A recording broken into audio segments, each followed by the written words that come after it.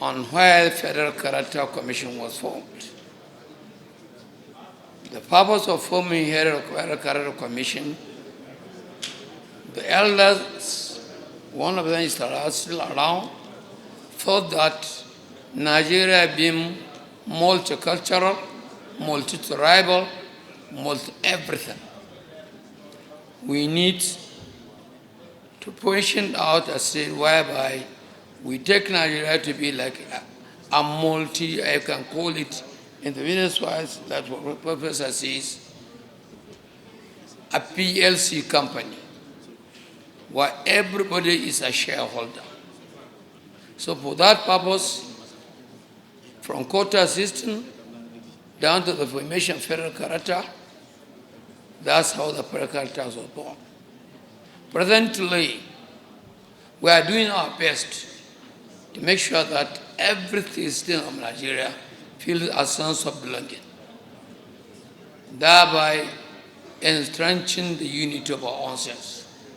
We have created a system whereby every state should have not less than 2%, 2.5%, and nobody should have more than 3%, and the federated units, I mean the MDAs, ministry, department, and agencies.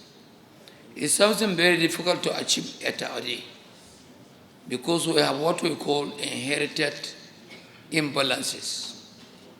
There are some organizations that were taken over by the federal government. There are some organizations whereby, because of a culture of everything, other states or other individuals may not feel safe to go and work there. So we are trying as much as we could to make sure that every Nigerian feels at home. Presently, we have designed what we call a term character balancing index, whereby if an MD is going to take certain numbers of seats or vacancy, we put it into a computer system, then we design, I tell you, each state should have so numbers. We are trying our little best.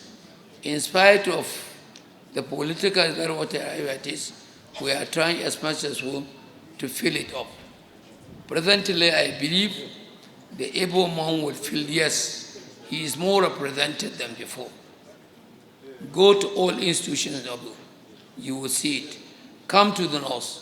There is nowhere you won't see an Igbo person getting a job there free without any hindrance.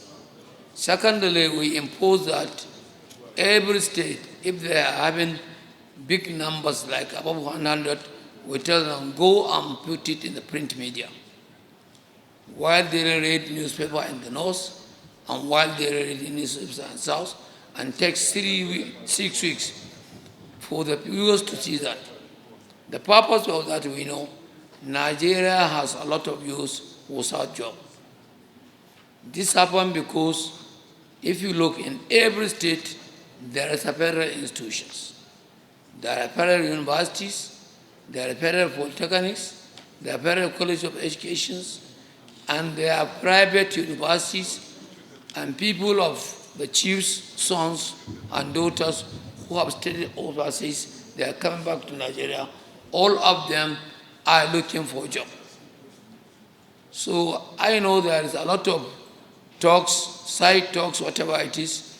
We are trying, if anybody says federal character is selling anything, we are challenging that person to give us a proof. Because you can't take anybody to court without a proof. No court can charge anybody without you proving it. We are trying as well to make sure that a Nigerian gets a job free without any kobo. Thank you. Even yesterday, I have addressed a world journalist comprising all the world's radio speak radios in Nigeria. I did it in Hausa, I did it in English. Teach in an area called management. And one of the most influential books that's been written in that area, with two former McKinsey consultants, Jim Collins and Jerry Porras, was exactly titled Built to Last. Is Nigeria built to last? Will Nigeria last? I think this is a question that should challenge any true citizen, any true patriot. And what are the ingredients that can truly make our country last? I often feel that when we talk about issues of how we organize society and get optimum outcome, people tend to be fixated with legality. The legal process says you need X number of people to do this or that, to win elections. But ultimately, what matters more than legality is legitimacy. Because many regimes, many countries collapse under the weight of declining legitimacy because some people feel disincorporated from that society. This is why the whole concept of representative bureaucracy, argued very stoutly in 1948 by a gentleman called Thomas Kingsley, began a movement for affirmative action around the world. But it seems to me that there's even a further compounding of this challenge in the Nigerian context.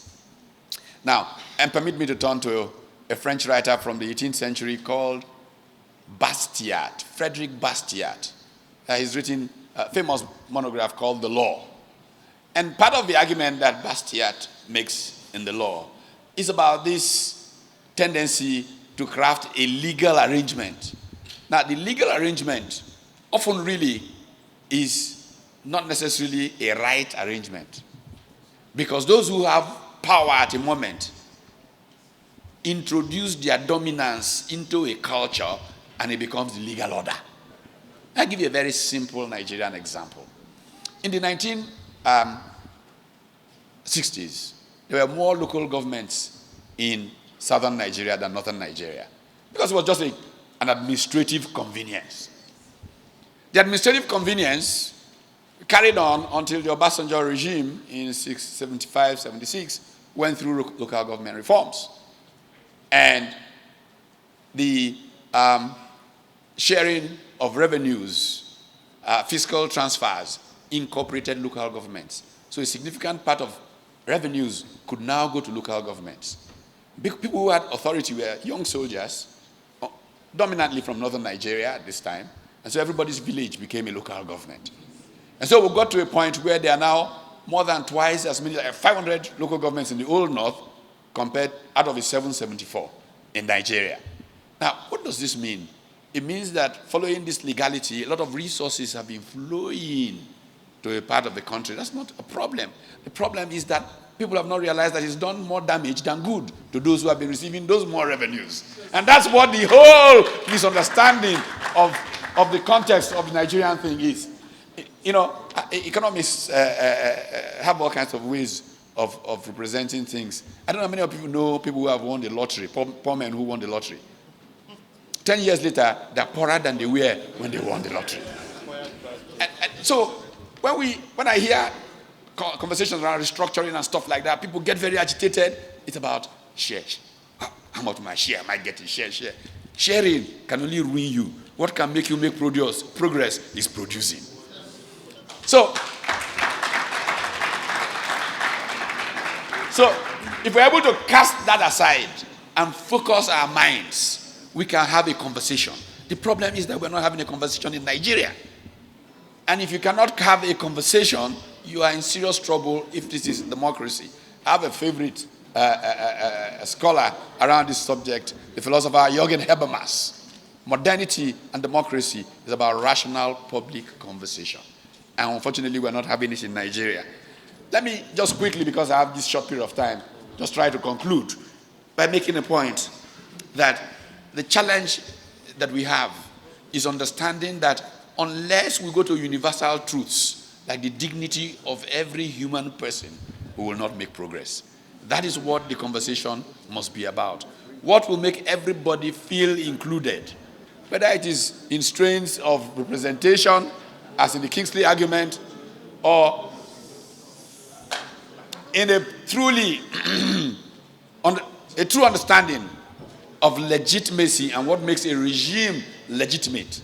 Because if you take Bastiat's conversation a little further down, you will see that inevitably an order that is not legitimate will collapse. When it collapses, unfortunately sometimes those who take over that order taking over for their own self-interest rather than the common good. And you suffer even a double jeopardy, a double tragedy. Nigeria must reverse this way of thinking so that we can make sustained progress. I thank you for your kind attention. The new DG of the Federal Character Commission is here with us. Alhaji, you are welcome, sir. Nigeria adopted the federal system of governance after independence in 1960 to assuage the feeling of over 200 ethnic minorities, to provide further a sense of belonging to the federal character principle, which was inserted into 1979 Constitution. Hence, the 1979 Constitution states the composition of the government of the Federation or any of its agencies and the conduct of its affairs shall be carried out in such a manner to reflect the federal character of Nigeria and the need to promote national unity and also to command national loyalty, thereby ensuring that there shall be no predominance of persons from few states or from few ethnic or sectoral groups in that government or any of its agency. It is on section 14.3 of the 1999 Constitution. To the extent this is being practiced today, it's left for Nigerians to state themselves. Without federal character principle, alienation in Nigeria would have been intolerable due to our owner takes all mentality. However, federal character principle has been largely observed in breach. For many years, the Federal Character Commission has operated without a board, but we thank God that Mr. President found the need to inaugurate the board last week or thereabout. So, congratulations, sir. With the board inaugurated days ago, we hope the Commission will restore the lost glory of principles which once gave every section of Nigeria hope and feeling of being carried along. If the Nigeria as a federation and all the federation units need to equally present candidates for offices in terms of giving you sense of belonging, I don't see the reason why my people, the Southeasterners, will not have opportunity based on the Federal Character Commission and the 1990 Constitution from producing the president come 2023. Of late, very worrisome separatist agitation have been going on up north and down south of the country, all due to the feeling of exclusionism. The others here gathered and elsewhere need to distill the voices of discontent and fashion ways of turning them into positive and unifying energy towards building an indissoluble and indivisible nation of our dream. As patriots, we do not have to wish away the centripetal forces. We do not only have to listen to them, but also act. Listening is good, but acting is better. The nation now needs the vision of Solomon, and I believe that you, the elders, can offer it.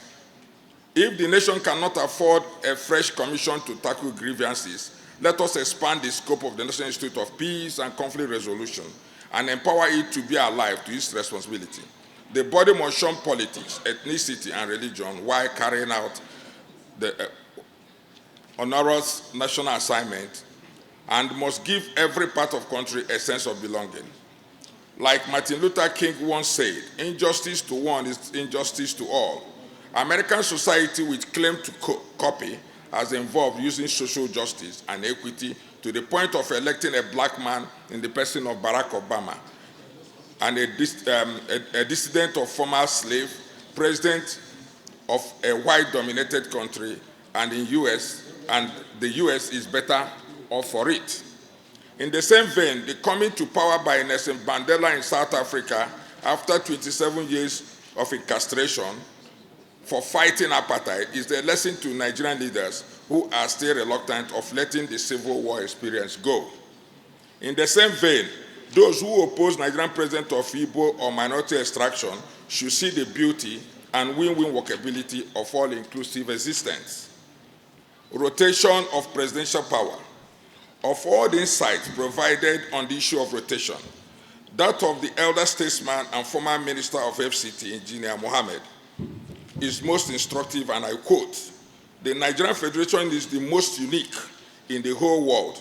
No ethnic group, whether major or minority, can determine the leadership or anything to the exclusion of others, thereby making rotation of the presidency necessary to ensure permanent political stability. Rotational presidency should be part of our constitution.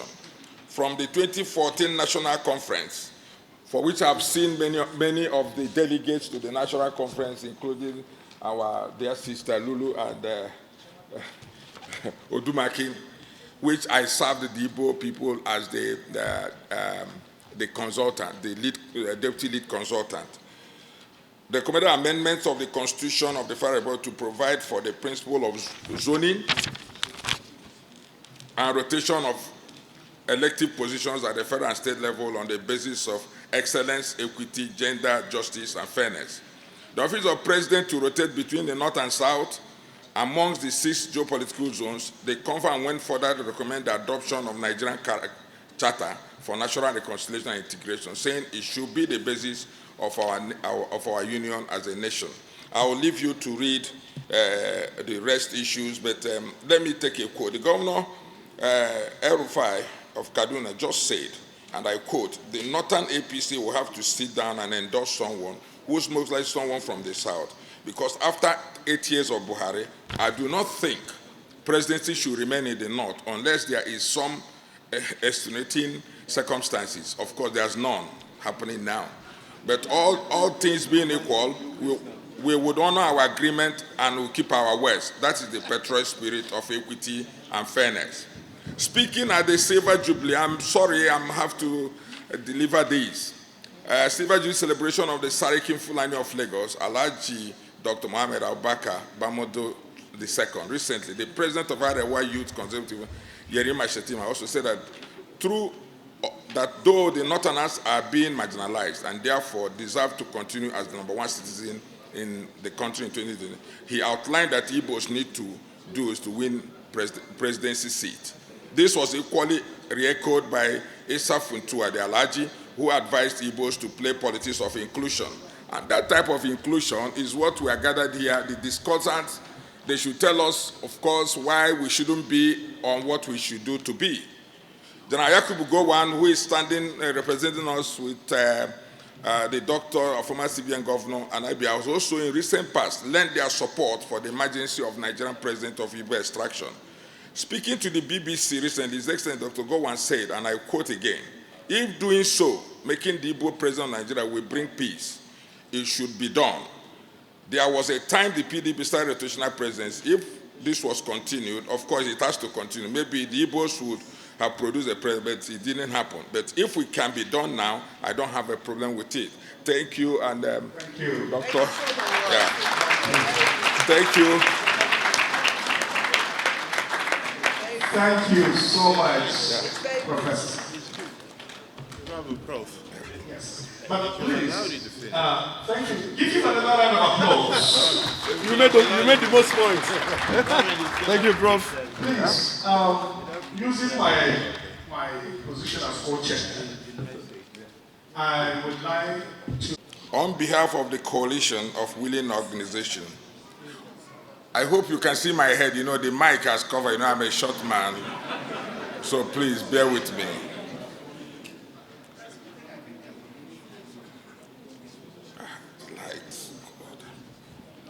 On behalf of the coalition of the willing organization convoking this national conversation for national unity and equity, namely Igbo Leadership Development Foundation, Gregory University, Uturu, the World Igbo Summit Group. Of course, I think our DG on the World Igbo Summit, Dr. Ifedi, should be within here. Center for International Advanced and Professional Studies, Lagos, which we have Professor Kila here, and New Generation Leadership Foundation. I welcome you all. This national dialogue is deemed our modest contribution to peace building and in helping to resolve the many challenges of national unity and national development besetting and unsettling the polity today. Between January 3rd and 4th of this year, World Igbo Summit Group assembled Southeast leaders at my university to review contemporary affairs in our nation and to make sure that we see it moving forward.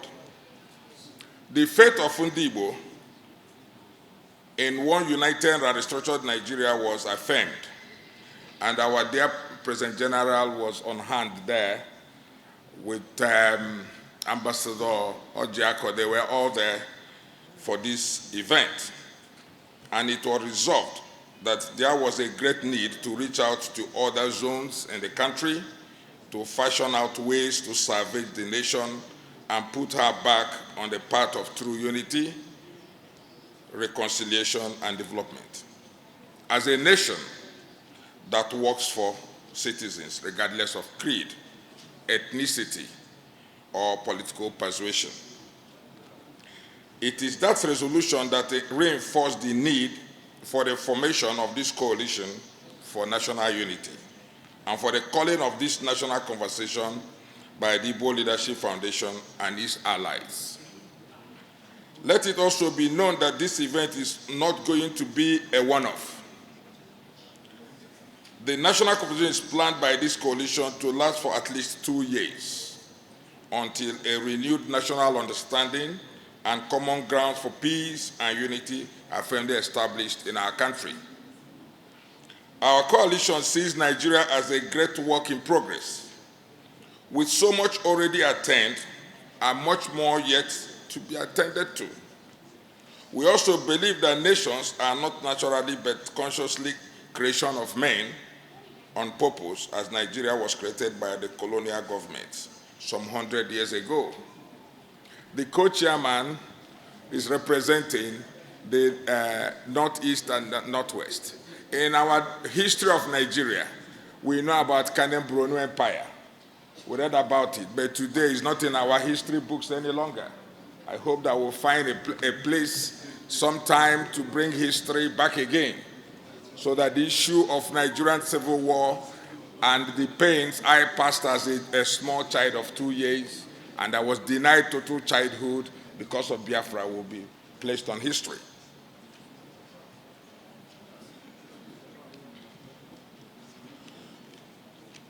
You are aware that the journey of Nigeria to nationhood began in earnest in 1914, following the amalgamation of the North and South Protectorates by Lord Frederick Lugard on behalf of Her Majesty the Queen of England. There was only 28 persons involved in the so-called amalgamation of January 1914. While 6 persons were Nigerians, the rest were British, including Frederick Lord Lugard himself. Lewis Harcourt, the Secretary of the State for the Colonies, whose name Port Harcourt City took after, leaving the original Iguacha and Obumoto, and other European officers in charge of the 2 protectorates. The following were the only Nigerians officially involved in the amalgamation. A lawyer, Sir Kitoye Ajasa, represented the African community in Lagos as a legislative council member of the colony since 1902. Lagos was mainly for the British. Then the rest were summed up as African community, which included the returnee slaves of Sierra Leone, Nigerians themselves, Ghanaians, etc. His Royal Highness Oladu Bolu Alafi of Oyo, Honorable Aru Henshaw Obong of Calabar, Honorable Mai Turare Sareki. I was invited to be a co-chairman, and thank God that God in His infinite mercy has made it possible for General Gawan to decide for reasons genuinely conceived to be represented, and that saved me a lot of embarrassment. I served for 8 years as commissioner in the government of Kano State, the pioneer commission, among the pioneer commissioners. As you know, I was appointed by Governor Audu Bako, who was appointed as military governor of Kano State. It is therefore a very difficult situation for a commissioner in a state of a governor appointed by General Yakubu Gowon to come and be co-chairman with the man who appointed the governor who appointed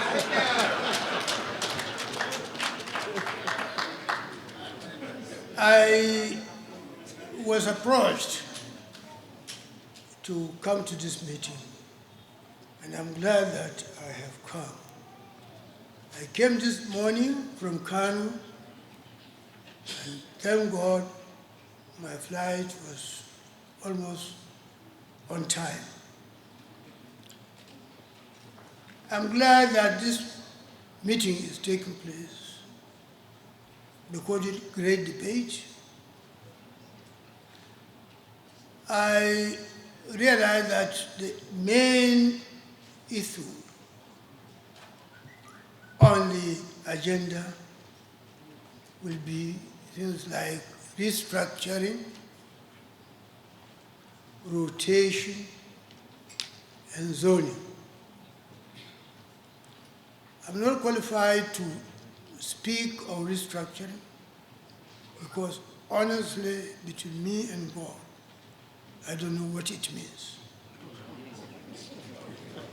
I've requested, I've made several requests that this thing should be defined so that we don't be carried along by slogan. Nigerians should learn their lesson. I'm not a politician, I'm a politician, but I don't belong to any political party. But I know 5 to 5.5 years ago, there was a slogan. Everybody in Nigeria keyed to that slogan. The slogan was for change. Everybody supported that slogan. I don't know whether we have changed for the better or for worse. All Nigerians are in the position to say. I would like to say a few things on zoning and rotation.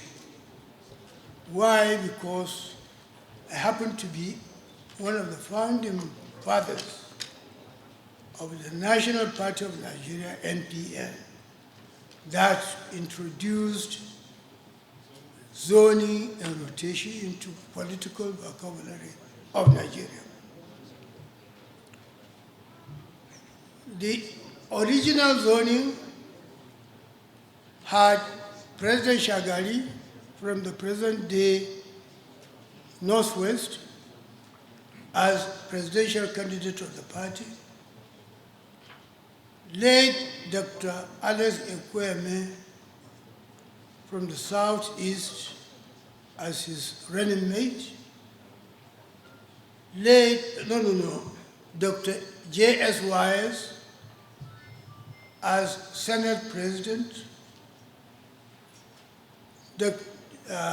Chief John Washpam of blessed memory was his deputy. Late Chief Ome Ezioke, Speaker, and late Idris Kuta, Deputy Speaker.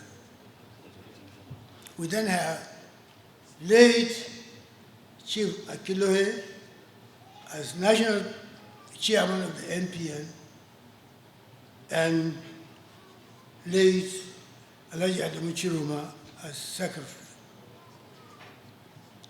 At that time, there was no 6 geopolitical zones. But by special coincidence, each and every one of them came from what we now know as geopolitical zone, even though they are not incorporated in our constitution.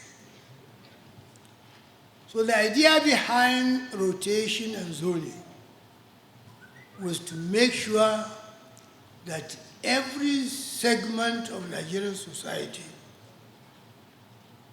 has been given a sense of belonging, so that in every part of Nigeria, everybody will feel as part and parcel of the country.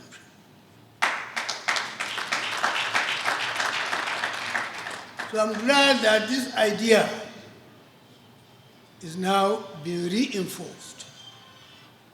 And I hope that we will continue to build our nation along this philosophy. I will end by saying that I'm a bit uncomfortable with the man who represented our great leader, General Yakubu Gowon. I am a kind of person who is a mixture of some things. My parents came from Northeast, but they came to Kano before the British came. They came before the British. So they were Kano indigenous, by the British came to Nigeria. I was born in Kano, which is in the south, northwest. So I combine the indigeneity of northeast and northwest. And therefore, where the northeast and northwest are ignored in a gathering like this, I think I'm entitled to represent the two zones to protest. Thank you very much.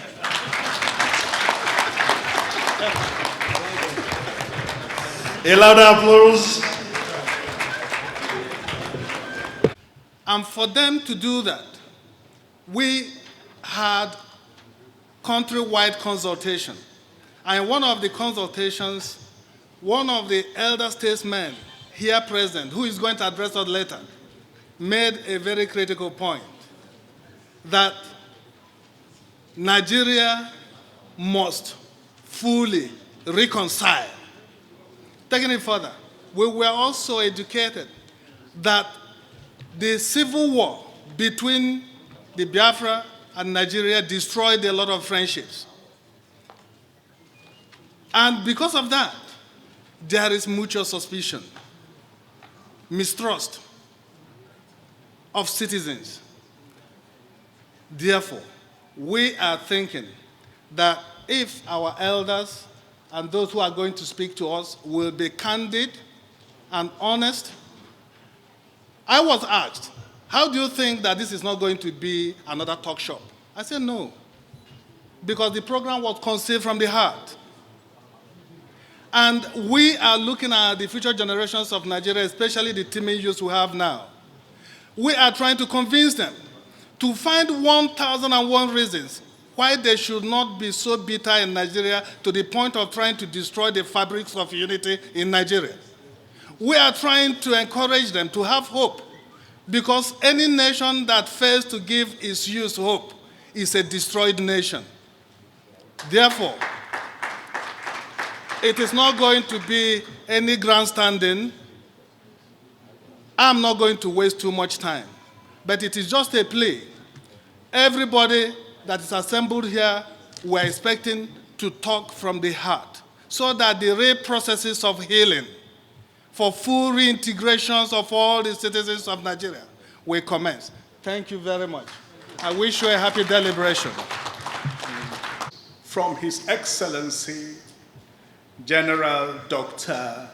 Yakubu Gowon, GCFR,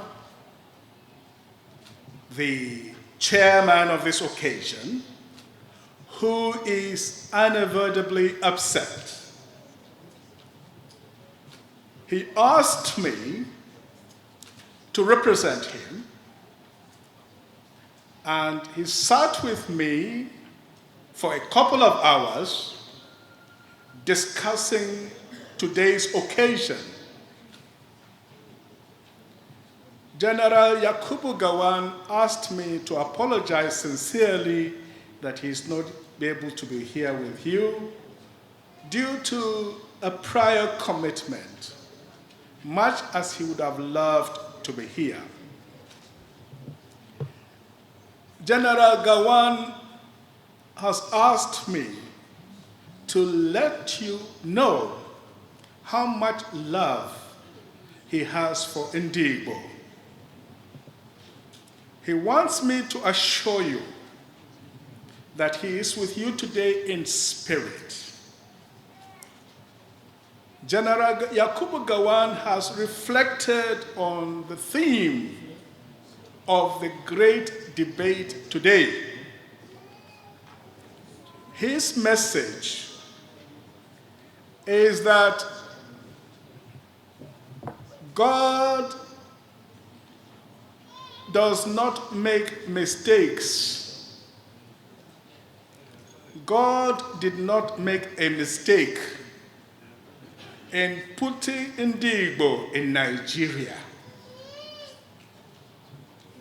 He believes that without Igbo, Nigeria will not be complete.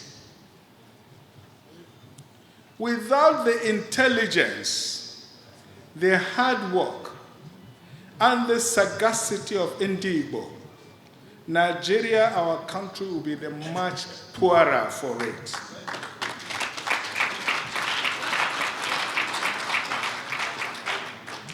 He welcomes today's debate.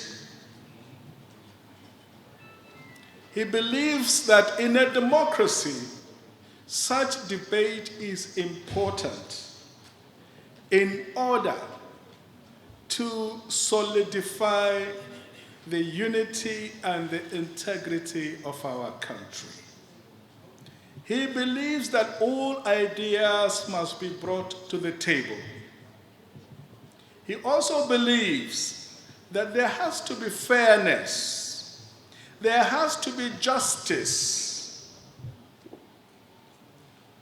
and there has to be transparency in the leadership and the governance of this country.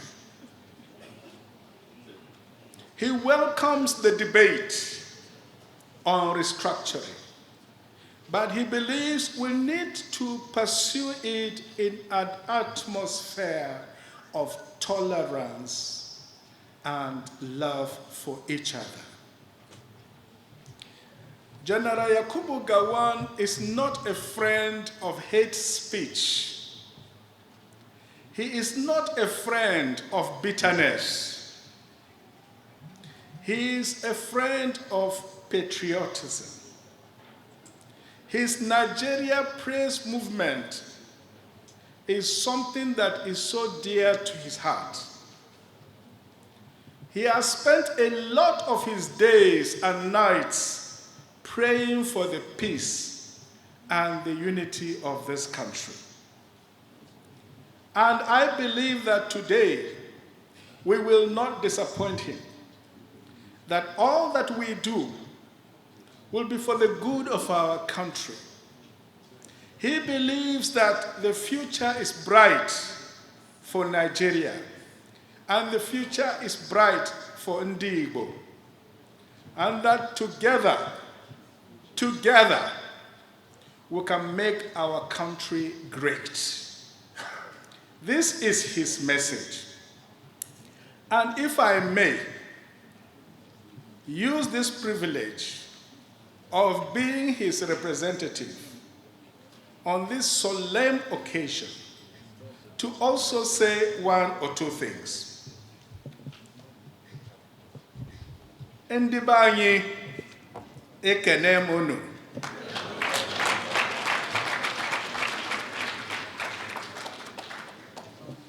Gidi gidi bụ ugwu eze.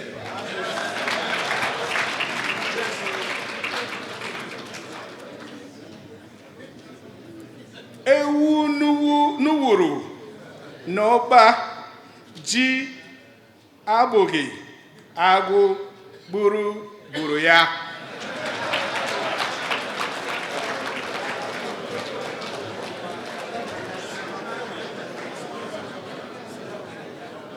A goat that dies in a barn is not for lack of food. Nigeria is big enough for all of us. And I believe with my daddy, Yakubu Gowon, that God did not make a mistake in putting Igbo in Nigeria. In fact, I believe that Igbo are the true Nigerians. The Igbo and the Middle Belt and the Yoruba. Because if you look around our borders, people came from across and they are still coming every day. But Igbo have always been there. Middle Belt have always been there. Ife is even older than ancient Egypt. They have always been there. So people who came from yesterday owe us a duty of respect.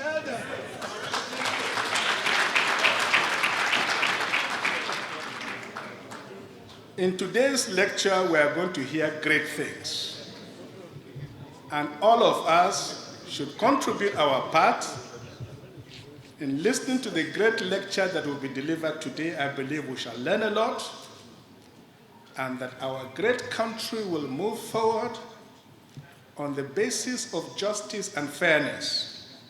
As a young man in the 80s, I used to go to the home of Chief Eze Akanu Ibiam in Uwana in Afikpo. I have never met such a great man since that time. He took me to his compound and showed me where, during the Civil War, the Air Force dropped a heavy bomb that could have exterminated the whole compound into ashes. Akanu Ibiam was a man of great prayer. For some reason, the bomb refused to explode. And that is how he and his family survived. I believe that a lot of injustice has been done to Igbo. A lot. And the constitutional debates of the future must address those injustices.